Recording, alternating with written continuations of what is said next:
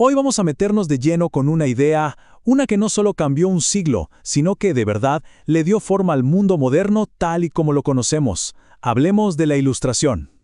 A ver, arranquemos con una pregunta que es básicamente el corazón de todo este movimiento. ¿Qué pasaría si pudiéramos, así de simple, rediseñar la sociedad desde cero?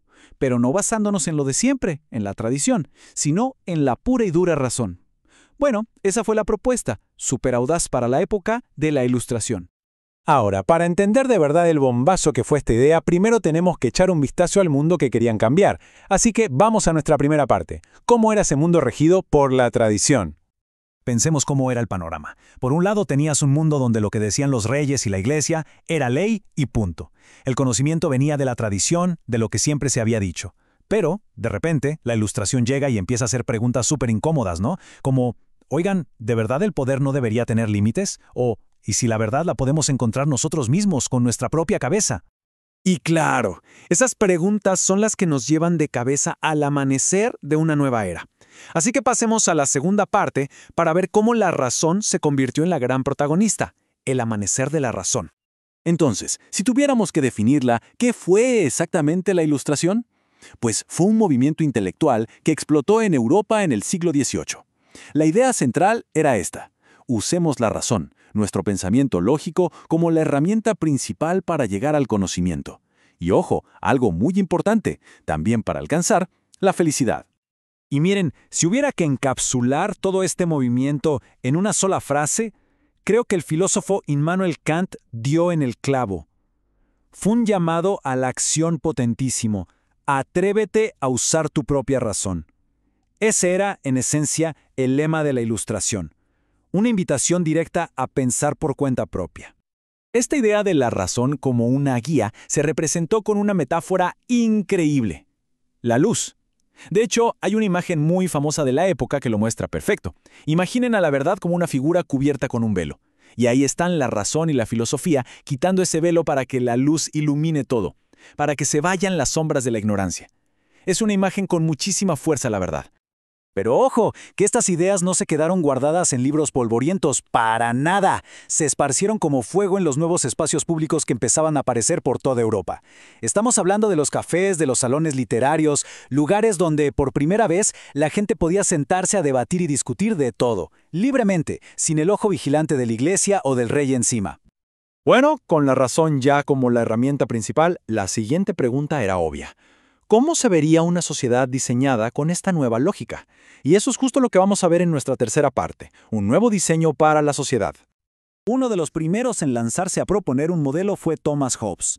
Su idea, el famoso contrato social, partía de una visión, digamos que bastante pesimista. Para él, en un estado de naturaleza, sin gobierno, la vida sería una guerra de todos contra todos. Su solución, que la gente hiciera un pacto y le entregara todo el poder a un gobernante absoluto, a un soberano, para que impusiera orden. Era como un mal necesario para tener paz. Claro, no todo el mundo estaba de acuerdo con eso. Y aquí entra John Locke con una visión totalmente distinta. Para Locke, nacemos con derechos que nadie nos puede quitar: la vida, la libertad y la propiedad. Y el gobierno existe para una sola cosa: proteger esos derechos. Pero aquí viene lo bueno: ese poder se lo damos nosotros, el pueblo. Y si el gobierno no cumple, tenemos todo el derecho de quitarle ese poder. O sea, el poder al final es nuestro. Y si eso ya sonaba revolucionario, esperen escuchar a Jean-Jacques Rousseau, que llevó la idea todavía más allá. Él decía que cuando formamos una sociedad, no le damos nuestro poder a un rey ni a un congreso, nos lo damos a nosotros mismos como comunidad. A eso lo llamó la voluntad general, que es como el interés común de todos. Y esto es clave. Para Rousseau, cualquier ley que el pueblo no apruebe directamente, simplemente no es válida. Así de radical. Perfecto. Ya tenemos la idea de un gobierno que responda al pueblo. Pero, ¿cómo nos aseguramos de que ese gobierno no se convierta en una tiranía? Bueno, pues Montesquieu encontró la respuesta. Hay que separar el poder. Su idea es simple, pero genial. El poder del Estado se tiene que dividir en tres partes que se vigilen entre sí: el legislativo, que hace las leyes; el ejecutivo, que las aplica; y el judicial, que se encarga de la justicia.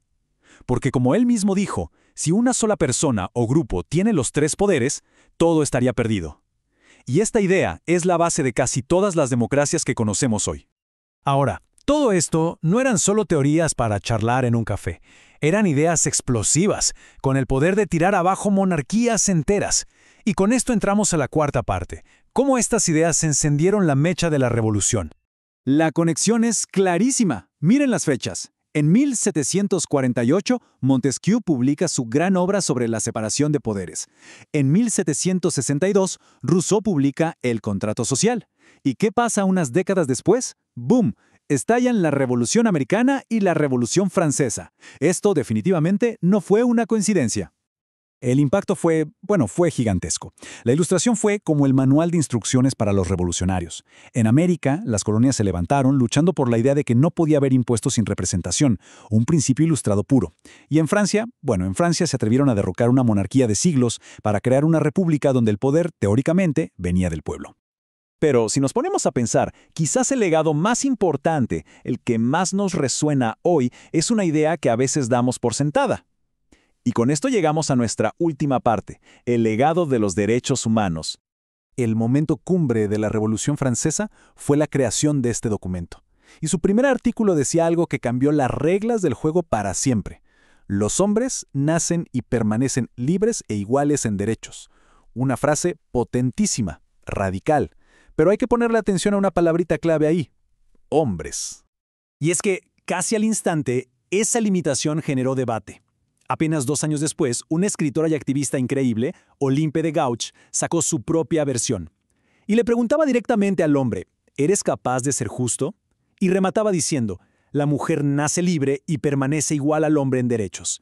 La pelea por una igualdad real apenas estaba comenzando. Y esa lucha, claro, siguió por mucho, mucho tiempo. Lo que nos lleva, finalmente, a la Declaración Universal de los Derechos Humanos de 1948. Que es como un eco de aquella primera declaración, pero con un cambio fundamental. Su primer artículo ahora dice: todos los seres humanos nacen libres e iguales en dignidad y derechos. Fíjense en el camino, de hombres pasamos por mujer para llegar a todos los seres humanos. Ese ha sido el viaje.